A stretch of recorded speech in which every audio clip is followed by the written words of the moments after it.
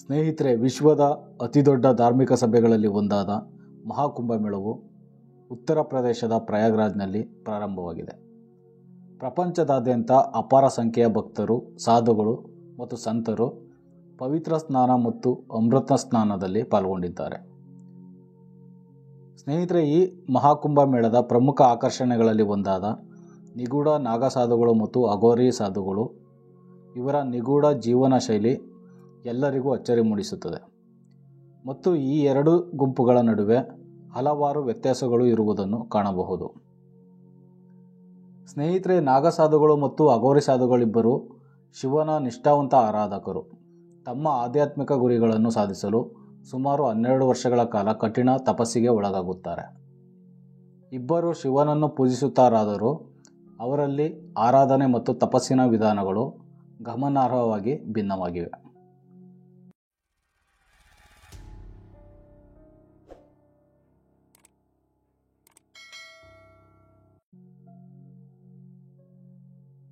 ಸ್ನೇಹಿತರೆ, ನಾಗಸಾಧುಗಳು ಶೈವ ಸಂಪ್ರದಾಯದ ಕಟ್ಟ ಅನುಯಾಯಿಗಳಾಗಿದ್ದು, ಶಿವಲಿಂಗದ ಮೇಲೆ ಬಿಲ್ಪತ್ರೆ, ಬೂದಿ ಮತ್ತು ನೀರನ್ನು ಅರ್ಪಿಸಿ ಶಿವನನ್ನು ಪೂಜಿಸುತ್ತಾರೆ.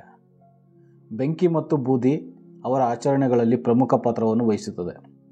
ಅವರ ಧ್ಯಾನ ಮತ್ತು ಯೋಗದ ಮೂಲಕ ಶಿವನೊಂದಿಗೆ ಸಂಪರ್ಕ ಸಾಧಿಸಲು ಪ್ರಯತ್ನಿಸುತ್ತಾರೆ, ಆಳವಾದ ಭಕ್ತಿಯಲ್ಲಿ ಮುಳುಗುತ್ತಾರೆ.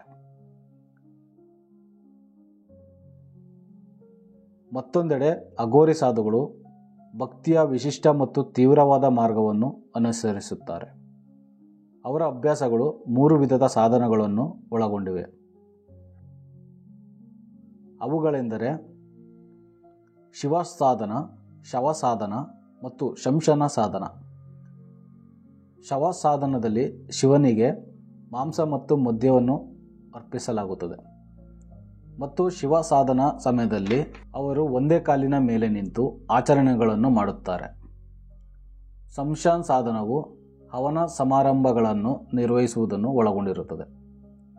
ಅಘೋರಿಗಳು ಭಗವಾನ್ ದತ್ತಾತ್ರೇಯರನ್ನು ತಮ್ಮ ಗುರುಗಳೆಂದು ಪರಿಗಣಿಸುತ್ತಾರೆ ಮತ್ತು ಶಿವನು ಮೋಕ್ಷದ ಮಾರ್ಗವೆಂದು ನಂಬುತ್ತಾರೆ. ನಾಗಸಾಧುಗಳು ಆದಿಶಂಕರಾಚಾರ್ಯರನ್ನು ತಮ್ಮ ಸಂಪ್ರದಾಯದ ಗುರು ಎಂದು ಪರಿಗಣಿಸುತ್ತಾರೆ.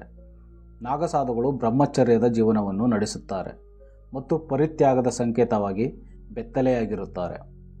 ಅವರ ಪಾತ್ರವು ಮನುಷ್ಯರನ್ನು ಮತ್ತು ಧರ್ಮವನ್ನು ರಕ್ಷಿಸುವುದಾಗಿದೆ. ನಾಗಸಾಧು ಆಗುವ ಪ್ರಕ್ರಿಯೆಯು 12 ವರ್ಷಗಳವರೆಗೆ ವ್ಯಾಪಿಸಿದೆ. ಮೊದಲ 6 ವರ್ಷಗಳು ವಿಶೇಷವಾಗಿ ಮಹತ್ವದ್ದಾಗಿದೆ.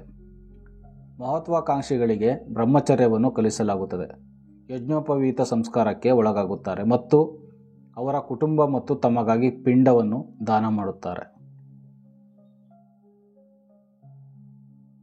ಸ್ನೇಹಿತರೆ, ಅಘೋರಿಗಳು ಸಹ ಶಿವನನ್ನು ಪೂಜಿಸುವ ಜೊತೆಗೆ ಮಾಕಾಳಿಯನ್ನು ಸಮಾನವಾಗಿ ಪೂಜಿಸುತ್ತಾರೆ ಮತ್ತು ಕಾಪಾಲಿಕ ಸಂಪ್ರದಾಯವನ್ನು ಅನುಸರಿಸುತ್ತಾರೆ. ಅಘೋರಿಗಳು ತಂತ್ರವನ್ನು ಅಭ್ಯಾಸ ಮಾಡುತ್ತಾರೆ ಮತ್ತು ಅವರ ಆಚರಣೆಗಳ ಭಾಗವಾಗಿ ಮಾಂಸ ಮತ್ತು ಮದ್ಯವನ್ನು ಸೇವಿಸುತ್ತಾರೆ. ಅವರು ತಮ್ಮ ದೇಹವನ್ನು ಬೂದಿಯಿಂದ ಮುಚ್ಚುತ್ತಾರೆ ಮತ್ತು ಆಗಾಗ್ಗೆ ರುದ್ರಾಕ್ಷಿ ಮಾಲೆಗಳು ಮತ್ತು ಮಾನವ ತಲೆಬುರುಡೆಗಳನ್ನು ಬಳಸುತ್ತಾರೆ.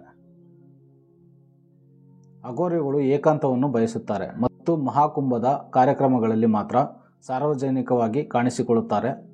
ಇವರು ಸಾಮಾನ್ಯವಾಗಿ ಸ್ಮಶಾನಗಳಲ್ಲಿ ವಾಸಿಸುತ್ತಾರೆ. ಸ್ನೇಹಿತರೆ, ನಾಗಸಾಧುಗಳು ದಿನಕ್ಕೆ ಒಮ್ಮೆ ಮಾತ್ರ ತಿನ್ನುತ್ತಾರೆ ಮತ್ತು ಅವರ ಆಹಾರವನ್ನು ಭಿಕ್ಷೆ ಕೇಳುವ ಮೂಲಕ ಪಡೆಯುತ್ತಾರೆ. ದಿನಕ್ಕೆ 7 ಮನೆಗಳಿಂದ ಮಾತ್ರ ಭಿಕ್ಷೆ ಕೇಳುವ ಕಟ್ಟುನಿಟ್ಟಿನ ನಿಯಮವನ್ನು ಅವರು ಅನುಸರಿಸುತ್ತಾರೆ. ಅವರು ಆಹಾರವನ್ನು ಪಡೆಯಲು ವಿಫಲವಾದರೆ ಅವರು ಹಸಿವಿನಿಂದ ಉಳಿಯುತ್ತಾರೆ. ಹಾಗೆಯೇ ಅಘೋರಿ ಸಾಧುಗಳು ಇದಕ್ಕೆ ವಿರುದ್ಧವಾಗಿ ಮಾಂಸವನ್ನು ಸೇವಿಸುತ್ತಾರೆ. ಅನೇಕ ಬಾರಿ ಇವರು ಹೆಣಗಳನ್ನು ಸಹ ಸೇವಿಸುತ್ತಾರೆ. ಸ್ನೇಹಿತರೆ, ಈ ವಿಡಿಯೋದಲ್ಲಿ ನಾಗಸಾಧುಗಳು ಮತ್ತು ಅಘೋರಿಗಳ ನಡುವೆ ಇರುವಂತಹ ವ್ಯತ್ಯಾಸಗಳ ಬಗ್ಗೆ ತಿಳ್ಕೊಂಡಿದ್ದೀರಿ. ಈ ವಿಡಿಯೋ ಏನಾದರೂ ನಿಮಗೆ ಇಷ್ಟ ಆಗಿದ್ದರೆ ಲೈಕ್ ಮಾಡಿ, ಶೇರ್ ಮಾಡಿ, ಸಬ್ಸ್ಕ್ರೈಬ್ ಆಗೋದನ್ನ ಮರಿಬೇಡಿ. ಧನ್ಯವಾದಗಳು.